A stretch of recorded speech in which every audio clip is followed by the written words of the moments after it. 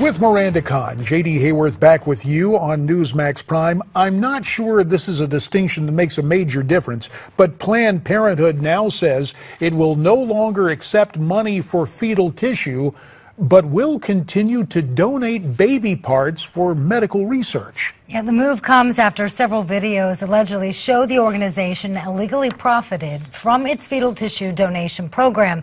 But as pro-life advocates celebrate, a new law in California has pro-life centers there under attack. For more, let's welcome in, I will call her the first lady of the conservative movement, Phyllis Schlafly. She is the founder of the Eagle Forum, and she joins us via Skype from St. Louis. Phyllis, as always, we appreciate your time here on Newsmax Prime. Hello, J.D. and Miranda. Glad to join you. Thank you so much. Now, Planned Parenthood says that as an organization, it didn't expect their policy change to silence critics, only force those of us in the pro-life movement to change the conversation. This notion now that they're not taking money for fetal tissue, but they're donating it for free, does that change it in some way? No, because many of us would, of course, believe they're probably getting some money under the table some way. But in any event, in other words, they're still going to cut up babies and you distribute the parts of the human parts of the baby, but they're not going to get paid for it. Well, I don't believe it. They're going to get rewarded in some way. Well, Phyllis, let me ask you this, though. Should House Republicans press ahead with their investigation into Planned Parenthood, despite the group's recent decision? Yes, absolutely, because it's a matter of federal money being spent to cut up baby parts, and well, of course, anybody who saw those videos is just absolutely distraught by it. It's so disgusting. But we think it ought to be stopped in some way.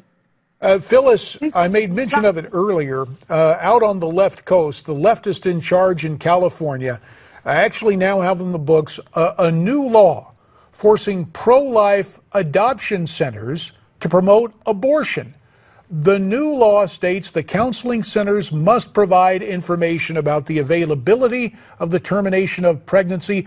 Most of these centers funded by private donations and oppose abortion on moral and religious grounds. Is this new California law, in essence, an attack on the First Amendment and religious freedom?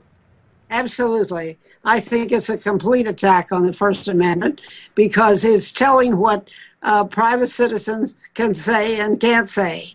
And we think that you certainly have the right to say that you're against abortion and to offer women alternatives to abortion without telling them how to have an abortion, how to get an abortion.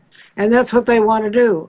In other words, they want to include a sales talk in getting abortion. And I think it's an outrageous law. It's no way can that stand up in court, I don't believe. Well, speaking of that, some pro-life centers have already filed lawsuits against this law. Do you think that they will prevail? Well, of course, I've got a book on judicial supremacy, and the courts do not always do what I think they ought to do. But I remember when Roe v. Wade was the decision that came down, and everybody said, well, that settles it. That now we know what we all have to believe. But it wasn't that way. That was almost the beginning of the pro-life movement. And no, I think that this will simply encourage the pro-lifers to try to tell people the truth about what's going on in an abortion. To be continued. Phyllis Schlafly, as always, you have our thanks on this important topic. Now, we've been asking you all day to cast your vote on who you think won last night's Democrat debate. And according to our parent website, Newsmax.com, here are the up-to-date results. Bernie Sanders, the big winner. Jim Webb second. Hillary Clinton third. You want to vote on it? Go to NewsmaxPolls.com.